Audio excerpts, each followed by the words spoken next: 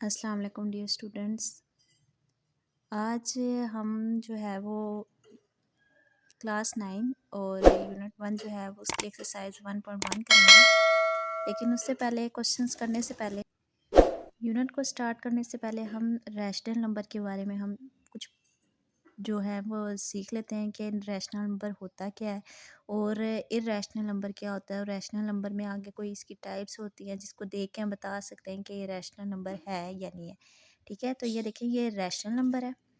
इसमें हमारे पास दो चीज़ें आती हैं, एक आता है टर्मिनेटिंग डेसिमल नंबर और एक आता है नॉन टर्मिनेटिंग या एंड रिकरिंग डेसिमल नंबर्स। ठीक है, तो अब देखें जो टर्मिनेटिंग डेसिमल नंबर है, अगर टर्मिनेटिंग डेसिमल नंबर है जब भी वो रैशनल नंबर है और नॉन टर्मिनेटिंग है जब भी वो क्या है रैशनल नंबर है।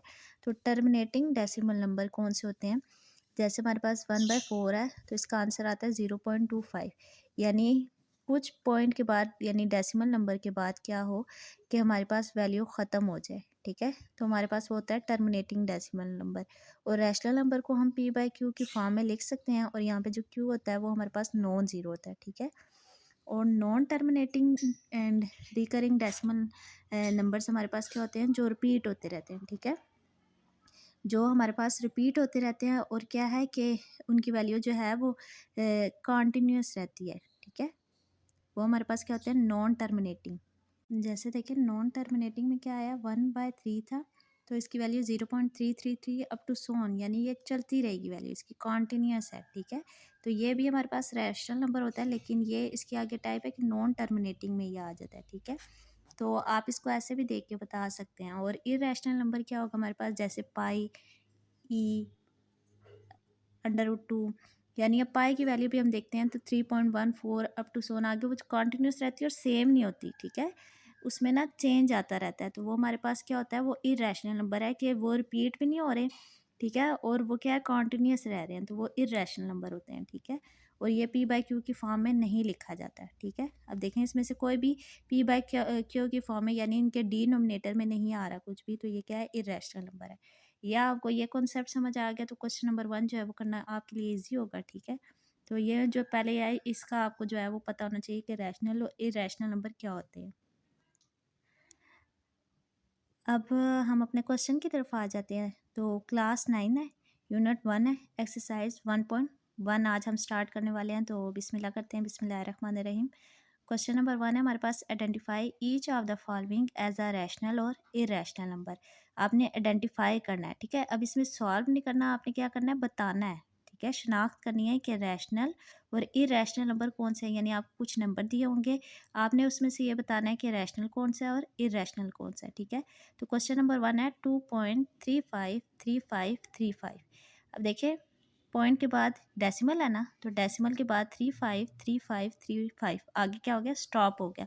तो हमने अभी देखा था कि ऐसे जो होते हैं वो क्या टर्मिनेटिंग होते हैं नंबर, तो टर्मिनेटिंग क्या है वो रैशनल नंबर ही होता है। तो हम यहाँ लिखेंगे ये रैशनल नंबर है, यहाँ हम टर्मिनेटिंग नहीं लिखेंगे, हमसे रैशनल और इरेशनल नंबर का पूछा गया। ठीक है, आगे हमारे पास है 0.6 बार। ठीक है, ये जो बार है ना इसको अब जब भी जहाँ आप यह देखेंगे उसका मतलब है कि 6 रिपीट होता जा रहा है। ठीक है, यानी 0.6 फिर आगे क्या है 6 फिर 6 यानी अप टू सोन, और 6 क्या है बार बार रिपीट होता जाएगा। ठीक है, तो हमने देखा था कि नॉन टर्मिनेटिंग ये होगा क्योंकि इसमें क्या नंबर रिपीट हो रहा है और मतलब इसमें क्या है कि वो कॉन्टीन्यूस है।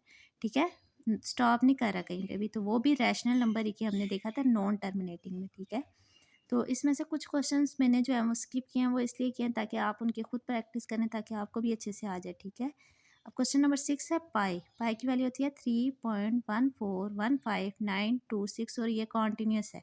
और देखें नंबर जो है वो रिपीट नहीं होते हैं इसमें कि 141414 ऐसे नहीं आ रहा, तो ये हमने देखा था। और ये p/q की फॉर्म में भी नहीं है, तो क्या है इर्रेशनल नंबर है। ठीक है, इसमें फिर 10 वाला है 2 माइनस √2 2 प्लस √2। ठीक है, तो इसको हमें जो है वो देखना पड़ेगा कि ये इसका आंसर आता क्या है। अगर हमें इसका आंसर पता होगा तो हम बता सकते हैं वो रैशनल है या इरेशनल है। तो ये देखें यहाँ पे फार्मूला है a+b a-b, तो अगर हम इसको क्लोज करें तो कौन सा फार्मूला बनता है a² माइनस b²। तो ये क्या है a² हो गया और ये क्या है b² हो गया। तो 2 का स्क्वायर क्या होता है 4, यहाँ पे अंडर रूट था तो 2 2 से कैंसिल, तो यहाँ पे 2 आ गया। 4 में से 2 गए तो 2, तो ये हमारे पास क्या होगा, रैशनल नंबर होगा। ठीक है, तो आई होप आपको समझ आया होगा। बस जो इनके क्वेश्चन रह गए हैं उनको आपने खुद सॉल्व करना है, और अगर नहीं होते तो आप कमेंट सेक्शन में मुझसे पूछ सकते हैं। ठीक है जी, अल्लाह हाफिज़।